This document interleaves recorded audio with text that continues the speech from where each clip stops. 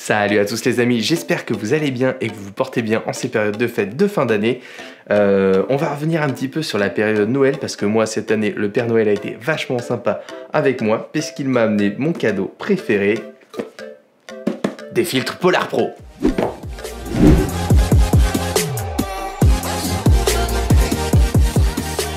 Ça fait maintenant un peu plus d'un an je crois qu'il est sorti.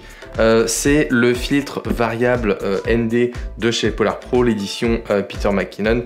Vous savez qu'ils ont fait une collaboration de manière à créer un nouveau filtre qui manquait cruellement à la gamme des filtres Polar Pro. J'ai quelques filtres ici, j'ai des Step Up, etc. Avant chez Polar Pro on avait surtout des filtres ND fixes, standards, qu'on venait visser devant nos objectifs avec polarisation ou pas, mais il n'y avait pas de filtre variable. Polar Pro s'était pas lancé là-dedans et finalement, en travaillant avec Peter McKinnon, ils ont fabriqué un filtre variable et c'est un petit bonheur, je vous en parle tout de suite. Tout d'abord, on va commencer par déballer un peu cette bestiole. Comme vous pouvez le voir là tout de suite, il y a clairement un gros boulot sur le packaging déjà, c'est-à-dire que c'est Polar Pro de la cam un peu premium, un peu cher d'habitude clairement. Cette fois, ils ont vraiment mis l'accent sur le packaging. Là, on a vraiment une belle boîte entre les mains. C'est dur, c'est solide, on sait que là-dedans, il y a du matos. Ça fait plaisir. Moi, j'ai pris la version 2 à 5 stocks. On va la déballer et puis on va en parler juste après. Donc, un petit peu d'illustration, d'explication, etc. Le filtre. C'est parti, on y va. Alors, moi, bien évidemment, vous imaginez bien que je l'ai déballé assez rapidement. Donc, je l'ai remis tout en place et je déballe à nouveau devant vous. Alors, bon, on a un petit cache, une petite boîte cache standard, ok, je vais la mettre là. Et puis, on a la petite boîte avec l'ouverture métallique comme ceci, hop, et là, bam, on a, une petite photo. Je crois que c'est la photo du bucket shot de Peter McKinnon, si vous n'avez pas vu son petit court-métrage, voilà, c'est sympa. On arrive sur, la petite boîte qui contient déjà le tout, alors je vais la prendre. Celle-ci, alors elle est un peu plus grosse que les autres boîtes que j'ai là, on va comparer avec mon filtre ND64 qui est juste à côté. C'est un peu plus gros, ok, mais c'est surtout que là, j'ai une petite boîte en plastique, simple, ABS, toute simple, toute lisse. Là, j'ai quelque chose qui est en aluminium, un peu plus travaillé, avec un petit design, la signature, etc. Voilà. À l'intérieur, bien évidemment, on retrouve déjà le Defender Slim, ça c'est le petit bonus vraiment qui vient avec ce filtre là. C'est cette petite protection un peu coquée comme ça, un peu souple. Attendez, je vais vous extraire tout de suite déjà juste le filtre et on va parler de ce petit truc là parce que c'est vachement pratique. Si vous avez déjà collé des filtres, on va voir ça tout de suite, hop. Voilà, cette pettoute protection là. Donc là, c'est un plastique rigide. Et là, j'ai un caoutchouc souple. Donc ça me permet de le mettre facilement sur le filtre et puis de pouvoir l'échanger. Et ça permet aussi de venir visser le filtre. C'est-à-dire que ça se met à la taille, toc. Vous prenez le filtre et vous venez le visser sur votre objectif comme ça. Et ça permet de pas foutre vos doigts directement sur le filtre et donc de les saloper. Et ça, c'est pas mal. Donc on a cette petite protection. Si on n'en veut pas, si on a déjà les Defender de chez Polar Pro, on peut la ranger ici. Voilà, c'est fait pour. En dessous de la boîte, on a quoi? On a, comme à l'habitude chez Polar Pro, je vais mettre ça ici, voilà. On va retrouver la petite pochette, on va dire, transport plus global pour ceux qui préfèrent par rapport à une boîtier rigide. À l'intérieur, c'est toujours la matière, je dirais, des petits tissus pour essuyer. Ça veut dire qu'avec ça, en gros, vous pouvez glisser directement le fil dedans, ça peut être fait pour, mais surtout, vous pouvez après le frotter à l'intérieur pour le libérer d'éventuelles traces de doigts que vous auriez pu mettre ou de saloperies quelconques. Voilà, moi en général, j'utilise pas forcément ça, c'est un peu trop gros. J'ai tendance à les laisser à la maison, mais bon, c'est toujours appréciable. On a ensuite un petit, comme d'hab, leaflet avec dedans. Voilà, on a un petit carton d'instructions pour le montage, démontage, pas très compliqué. Et puis la correspondance des stops par rapport au ND concerné. Une garantie à vie, ça, mine de rien, je connais pas beaucoup d'autres marques qui font de la garantie à vie, ou du moins à ce niveau-là de prix, on va en avoir d'autres, mais sur du moins cher, clairement, vous n'allez pas avoir ce genre de choses. Puis du petits stickers, du petits goodies, voilà, c'est ce qu'il y a en plus. Et in fine, je ne l'ai pas encore ouvert, je l'ouvrirai tout de suite. c'est le petit... ouais, voilà, c'est une espèce de print sur un tissu pour essuyer de chez McKinnon. Bon, ok, merci. Voilà, ça, je vais ranger tout ça un petit peu. Et puis là, on va passer maintenant un peu à l'aspect spécifique de ce filtre variable ND. Un filtre ND, donc, pour rappel, voilà, ici, je vais le mettre... Touc. Là, ici, il n'y a pas ou peu de filtration. Et si je fais comme ça, je viens tourner ici, hop, vous voyez que ça s'assombrit, ça vient filtrer la lumière. Comment ça fonctionne? Donc, un filtre ND, c'est un traitement spécifique sur un verre de manière à être en densité neutre et freiner, enfin, empêcher la lumière de passer. Un filtre ND variable, en fait, qu'est-ce que c'est? Ce sont deux filtres polarisants qui sont mis l'un devant l'autre. Un filtre polarisant, il va empêcher la lumière de rentrer d'un certain côté, par exemple.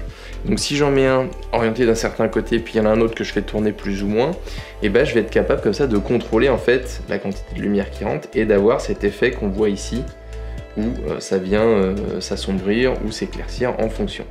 Et tous les filtres ND, littéralement tous, hein, ça c'est physique, c'est la propriété physique de ces filtres, quand vous le tournez trop, il y a un moment où vous allez avoir ce qu'on appelle la cross-polarisation, c'est-à-dire que la croix en vignettage, vous allez avoir une grosse marque, une grosse croix sur votre plan, votre séquence, votre image. Vous ne laissez plus du tout rentrer de lumière et vous allez avoir une grosse croix noire. Ce filtre-là ne le fait pas. Il n'y a pas de cross-polarisation là-dessus. Pourquoi? C'est pas du tout de la magie, hein. C'est tout simplement que il y a un stop physique. Je vais mettre à côté du micro. Voilà, on l'entend. Il y a un moment, voilà, hop, j'ai un maximum, un minimum. À un moment, ça bloque, tout simplement. Alors que les autres filtres, ils tournent bêtement à l'infini. Et donc, du coup, vous pouvez à un moment tourner trop et vous tapez la superbe croix. Si c'est sur une photo, bon bah ok, vous voyez, vous retournez, youpi, vous faites votre photo. Mais celui-là, vu les f-stop, je dirais qu'il va proposer, il va proposer d'un ND4 à 32. Clairement là il est plutôt orienté vidéo, mais en général le variable c'est pas mal pour la vidéo parce que ça permet d'ajuster un petit peu en fonction de là où vous vous trouvez assez rapidement. C'est pas genre j'enlève mon truc, je remets, là où sur une photo bon on peut essayer, allez on augmente un peu l'ISO, l'ouverture, le shutter, etc. Là j'ai besoin de quelque chose de flexible et ça me donne absolument cette flexibilité là. Lui du coup il y a tout simplement un stop physique et du coup hop, je suis pas embêté, j'aurai jamais le problème. C'est tout bête, mais personne d'autre le fait. Voilà, donc ça, premier bon point. Ensuite, bien évidemment, on a un verre qui est d'une qualité poussée et bien spécifique, et c'est ce qu'on va regarder un petit peu. L'indice de réfraction là-dessus est très faible, donc ça c'est très bien. Ça veut dire qu'en gros, tout ce qui va être reflet de lumière, etc., qui peuvent réfléchir sur du verre, de l'eau, des surfaces comme ça, va moins avoir tendance à venir fabriquer une espèce d'aberration chromatique. Donc déjà, mine de rien, ça c'est très bien. Et ensuite, on va surtout regarder, et c'est surtout ça qu'on regarde dans un filtre ND, notamment variable, même standard, c'est ce qu'on appelle le color cast, c'est-à-dire que la teinte que va éventuellement donner à votre image un filtre. On va profiter de la promenade journalière du chien pour faire quelques images avec le filtre qui est là tout de suite monté sur la caméra. Je vais être en magnifique contre-jour ici, donc c'est mon avis mal réglé, mais voilà, je vais vous montrer qu'il n'y a pas de problématique de teinte, de réfraction lumineuse et de choses comme ça. Voilà, on est parti, on fait quelques plans.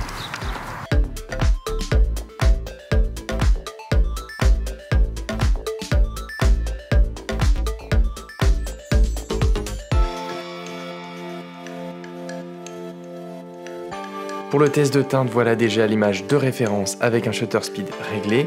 On a de l'autre côté une image avec le ND réglé sur 5 stops. Note qu'il y a très peu de différence de teinte, peut-être les orangés et les rouges qui ressortent un peu plus, et on a effectivement un léger vignettage qui arrive au ND5 mais qui n'est pas présent sur le reste des images que vous avez pu voir entre ND2 et 4. Je vous propose, j'ai mon petit 24 mm ici GM qui traîne, et donc du coup je vais le monter dessus pour vous montrer un petit peu comment ça se passe, vous allez voir c'est tout bête. Alors celui-ci, et puis on va voir aussi du coup le Defender Slim, tiens je vais vous montrer ça. J'oublie tout, oh mon dieu, ça y est, c'est la fin de l'année. Ça fait un moment que j'ai pas fait de vidéo, je suis un peu brouillon. J'espère que cette vidéo n'est pas trop barbante, que vous n'êtes pas déjà gavé. Hein. Voilà, je reprends un petit peu mon Defender Slim, vous avez vu, il rentre dans la boîte, c'est cool. Vous avez que ça, vous avez tout. Hein, ok. Donc je vais utiliser un petit step-up. Déjà ici, j'ai besoin de mon step-up parce que ça c'est un 67 mm. Et moi je l'ai acheté en 82. Clairement faites ça, hein, achetez pas tous les fils de toutes les tailles de vos objectifs. Hein. Donc du coup je mets ce petit step-up par-dessus. Voilà. Maintenant que j'ai ça, avant pour prendre un filtre, je mettais comme ça, youpi, je vissais dessus, éventuellement je dérapais. L'été je transpire, je vais mettre un peu de saleté dessus. Vous avez de la crème solaire sur vous, mettez vos doigts, youpi, vous allez avoir une super trace. Ça, ok, normalement, déjà ils sont garantis, je peux m'amuser à faire ça. Et ici, normalement, clairement, on devrait pas voir, il n'y a déjà pas de trace, donc ça déjà c'est assez ouf quoi. Mais ça peut quand même arriver. L'idée, c'est qu'il est, positionné en fait. Vous venez le mettre ici. Tac. Ça c'est dessus. Youpi. Tac. Et du coup, je peux venir le prendre avec ça. Hop. Et puis je peux venir le positionner comme ça. Tac. J'ai pas mis les doigts dessus. Ça après, je peux l'enlever ici facilement. Et puis voilà, mon filtre il est installé. Donc la petite particularité, comme je disais, celui-là donc il bloque, mais aussi, oui, j'oublie ça.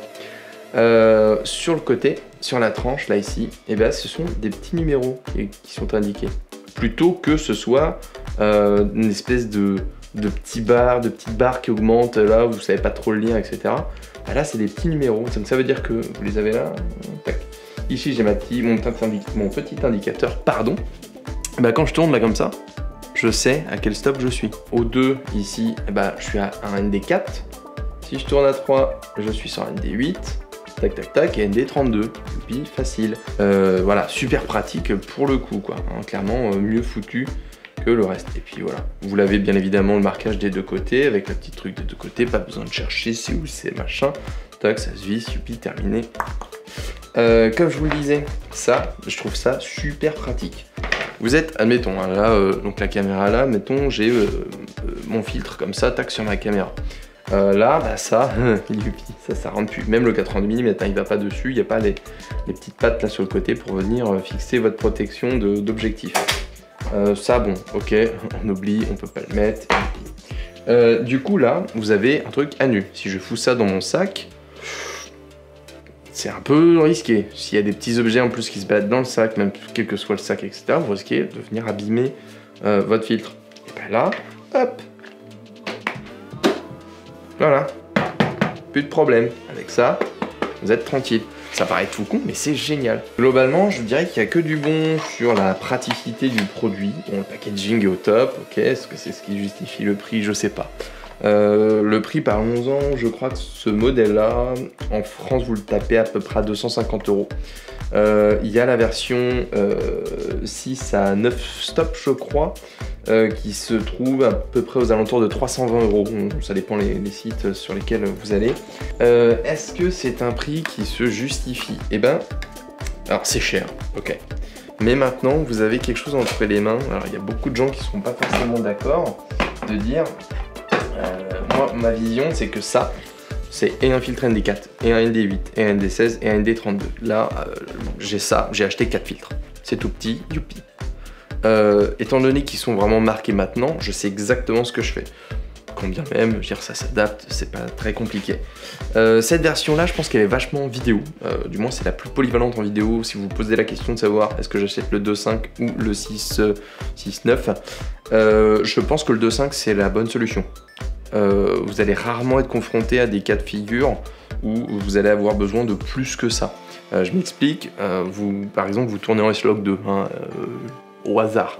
Donc vous allez vous taper un ISO minimum de 800. Vous ouvrez à 2.8 en pleine journée dehors, à 30 images secondes. Avec un ND16 à 32, ça passe largement. Vous n'avez pas besoin de plus, sinon vous allez trop ternir votre image.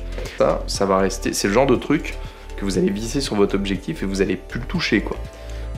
Alors que si un ND64 polarisant, par exemple, comme j'ai ici, c'est très situationnel. Ça s'utilise dans des conditions bien particulières.